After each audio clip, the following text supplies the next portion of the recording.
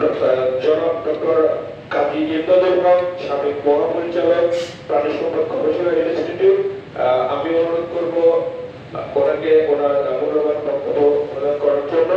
উনি লালদি লাইভস্টকের নির্বাহী পরিচালক হিসেবে দায়িত্ব পালন করছেন। স্যার, আপনি যদি আপনার এই গুরুত্বপূর্ণ বক্তব্য আমাদের সামনে একটু তুলে ধরতেন।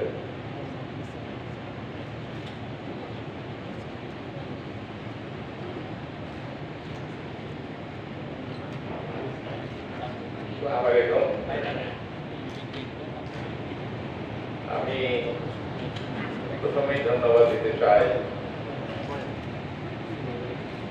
মাননীয় প্রধান উপদেষ্টাকে অ্যাড্রেস করার আগেই আমি ধন্যবাদ দিতে চাই যে আপনার কৃষি সাংবাদিক, কারণ ওনাদের যে আয়োজন, যেটা আমার কাছে মনে হয় আগামী দিনের কৃষিতে একটা দ্বার উন্মোচন করে দিতে পারে। আমি এই জন্যই বলছি যে ওনারা গ্রামে গঞ্জে প্রত্যেকটা জায়গায় কিন্তু তারা যাচ্ছে, এবং তারা যদি ওই জিনিসটাকে তুলে নিয়ে আসতে পারে, কোথায় মাঝারি কৃষক, ছোট কৃষক, বড় কৃষক সবার কিন্তু সমস্যা একরকম নয়, যেটা একমাত্র পারে এই সাংবাদিকেরা তুলে নিয়ে আসে। এবং এর সমাধান হয়তো আমরা দিব, আমরা প্রাইভেট। আমি বলেছেন এখানে প্রথমেই যে আমি কিন্তু লাইভস্টককে করেছি, এখানে আমি প্রায় 15 বছর যাবত কাজ করছি রিটায়ার করার। কাজে প্রাইভেট সেক্টরে আমার অভিজ্ঞতা, আমি আসলে প্রধান সম্পর্কে আবার একটু বলবো। আমি আজকের এই অনুষ্ঠানের সম্মানিত উপদেষ্টা মহোদয়কে আমি অভিনন্দন জানাচ্ছি, কারণ ওনার যে একটা আগ্রহ আছে আমি দেখেছি। কারণ আমার একটু সুযোগ হয়েছিল, আমি যখন সিভিল সার্জন অফিসার ছিলাম তখন ওনার সাথে এর সাথে কাজ করা হয়েছে, অনেক আগের কথা আর কি। তখন থেকে ওনার যে আগ্রহ আমি দেখেছি, সেই থেকে আমি বলবো যে ওনার যথেষ্ট উনি এগিয়ে নিচ্ছেন, এবং যে সময়টা বাকি আছে এই সময়ের মধ্যে যদি উনি আরেকটু করে যেতে পারবেন আমরা খুব আশা করি। আমি মঞ্চে উপবিষ্ট মৎস্য জাতের মহাপরিচালক এবং অন্যান্য আপনাদের ফোরামের সভাপতি, সেক্রেটারি এবং অন্যান্য যারা এবং বিশেষত যারা আপনারা সাংবাদিক ভাইরা আছেন, আপনাদের অভিনন্দন জানাচ্ছি, শুভেচ্ছা জানাচ্ছি এবং ধন্যবাদ দিচ্ছি আমাকে এই জায়গায় আজকে নিমন্ত্রণ করে সুযোগ করে দেওয়ার জন্য, যে কথা বলার জন্য। তা আমি এখানে কতগুলো জিনিস আছে দেখেন, আপনার প্রত্যেকটা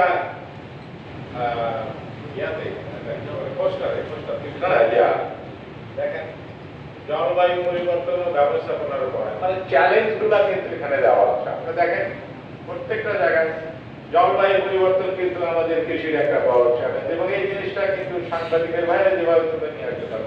আমি ইমদাদুল হক বা আপনার আমাদের মাননীয় উপদেষ্টা মহোদয়, উনি কিন্তু সেই স্মরণ খোলা যেতে পারবে না, আপনারাই পারবেন ওখানকার সমস্যাগুলো তুলে নিয়ে আসতে। তারপর কৃষি জমির অব্যবস্থাপনা, আমি একটা নতুন জিনিস বলছি, কারণ সাস্টেনেবল করতে হলে কৃষি জমির যে অবস্থাপনা, কৃষি জমি দ্রুত কমে যাচ্ছে, শিল্প আসতেছে, সবচেয়ে বড় যেটা আছে, হঠাৎ করে গ্রামে দেখবেন রাস্তার পাশে ফাঁকা জায়গা, সেখানে বাড়িঘর হচ্ছে, এই যে কৃষি জমি কমে যাচ্ছে। তারপরে হলো মূল্যনীতি, আমি যে জিনিসটা বলবো যে আপনার মুদ্রাস্ফীতির সাথে যে কৃষির একটা সম্পর্ক, কারণ আমরা যখন আলু 7 টাকা খাই, আবার 80 টাকাও খাই, এটা কেন হচ্ছে? এই জিনিসগুলো কিন্তু রিয়েলি তুলে নিয়ে আসতে পারবে সমস্যাগুলো সাংবাদিক ভাইরা। তারপরে কৃষির মূল্যস্থিতি, এই জিনিসগুলো আমার মনে হয় আমাদের জন্য খুব দরকার। আমি আবার এখানে ফিরে যাই যে দেশীয় যে কৃষি যন্ত্র, কৃষি রপ্তানি, কৃষি নির্ভরতায়, তারপরে সুনীল অর্থনীতি, তারপরে বাণিজ্যিকরণ, ভ্যালু চেইন, যেটা আমার আগের বক্তব্য বলে গেছে, ভ্যালু চেইন। কৃষির জন্য আমরা দীর্ঘদিন কাজ করছি, শুধু উৎপাদন উৎপাদন উৎপাদন বাড়ানোর কথা বলেছি। আমরা কিন্তু উৎপাদনে কোনো একটা জায়গায় এখন এসেছি কাজে আপনাকে ভ্যালু চেনে যেতে হবে, প্রোডাক্ট প্রসেসিং এ যেতে হবে এবং প্রোডাক্টকে আমি মনে করি আমাদের দেশের যথেষ্ট সক্ষমতা আছে, শুধু যদি কিছু খরচীগত সাপোর্ট হয়, আরো স্পেসিফিক করে বলতে গেলে সময় লাগবে, আমরা অনেক কিছু এক্সপোর্ট করতে পারি। আজকে এশিয়ার আপনি বলছেন যে ওরা কতগুলো দেশে এক্সপোর্ট করে, ডিজে মৎস্য বলতেছিলেন না যে অনেক এক্সপোর্ট হয়, কিন্তু এই জায়গাটাকে ওপেন আমরা তুমি আমেরিকাতে দুর্বল হয়, আমাদের মিডল ইস্ট মালয়েশিয়া অনেক দেশ আছে। এই প্রোডাক্ট প্রসেসিং ভ্যালু চেইন যদি আমরা করতে পারি, আমার মনে হয় এই জায়গাগুলোতে আমাদের সরকারি প্রজেক্ট কিন্তু এই জায়গাগুলোতে অলমোস্ট নাই, কারণ সরকার শুধু প্রোডাকশন নিয়ে চিন্তা করছে, কিন্তু এই ভ্যালু চেইন তারপরে আপনার এই জায়গাগুলো প্রোডাক্ট প্রসেসিং গুলো নিয়ে সাপ্লাই চেইন ম্যানেজমেন্ট যেটা এই জায়গাগুলোতে হয়তো সরকার নেই। তা আমি বলবো যে সরকারি যারা আছেন এখন আমাদের মাননীয় উপদেষ্টা মহোদয়কে বলবো যে এই জায়গাগুলোতে বোধহয় আমাদের হাত দেওয়া দরকার, যাতে আমরা সাস্টেনেবল, আপনারা একটা করছেন বলেছেন যে সাস্টেনেবল করার জন্য, কৃষিকে সাস্টেনেবল করতে হলে আপনার প্রোডাক্ট প্রসেসিং ভ্যালু চেইন এবং এই জায়গাগুলোকে হাত দিতে হবে। এবং আরেকটা জিনিস বোধহয় না বললেই নয়, প্রশিক্ষণের কথা আসছে ডেফিনেটলি, কারণ সব সাংবাদিক একরকম তথ্য জানে। তা আমি মনে করি ডিজিটাল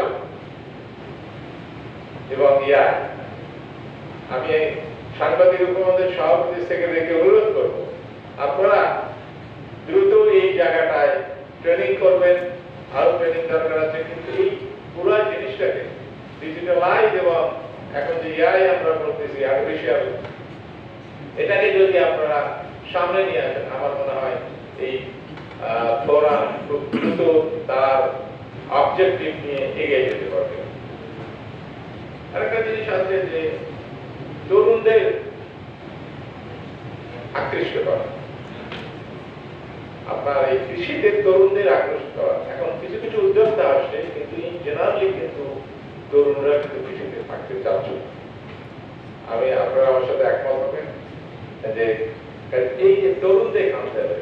এখানে আরেকটা জিনিস হচ্ছে প্রাসঙ্গিক নয়, কারণ সব জায়গায় আসতে গেলে আপনার শিক্ষার একটা বিষয় আছে, কারণ শিক্ষা যদি না হয় তাহলে এই আকৃষ্ট কিভাবে করবে না। আমি আমার কর্মজীবনে দেখেছি যেখান থেকে 25 বছর আগে জাপানে কৃষিতে কেউ যেতে চায় না, সেখানে ভর্তি দেওয়া হচ্ছে। আর আমাদের উপদেষ্টা মহোদয়ের একটা জিনিস আছে, ওনার আমি নেটিভ অ্যানিমেল নিয়ে উনি অনেক কথা বলেন, নেটিভ কিছু নিয়ে অনেক বিভিন্ন সময় করেন। নেটিভের সঙ্গে আপনার উন্নত জাতের যে সংকরায়ন সাস্টেনেবল করতে হবে, কারণ আমার নেটিভ মুরগি বিএলআর কাজ করছে, আগে 50টা ডিম দিত, এখন 120টা দেয়, কিন্তু উন্নত জাতের মুরগি কিন্তু আপনার প্রায় 300 ডিম দেয়। এই যে এর সমন্বয় করতে হবে, সমন্বয় করে আমার মনে হয় যদি আমরা এগোতে পারি, কারণ আমার 20 কোটি লোককে কিন্তু খাওয়াইতে হবে। এই চ্যালেঞ্জ গুলো যে আপনারা লিখেছেন এখানে, আমি দেখতেছি প্রায় সবগুলো চ্যালেঞ্জ আপনাদের ইয়াতে আছে। এই চ্যালেঞ্জ গুলাকে যদি আমরা, নিশ্চয়ই যারা করেছেন তাদের যথেষ্ট অভিজ্ঞতা আছে এই ফোরামের, এই চ্যালেঞ্জ গুলাকে আমরা সলিউশন করবো কিভাবে। আমি আশা করি এর পরের কোন অনুষ্ঠানে আপনারা এই সলিউশন করে নিয়ে আসবেন, যে আমরা এই সলিউশন, তাহলে দেখবেন আপনার অনেক কিছু বেড়ে যাবে আর কি। আর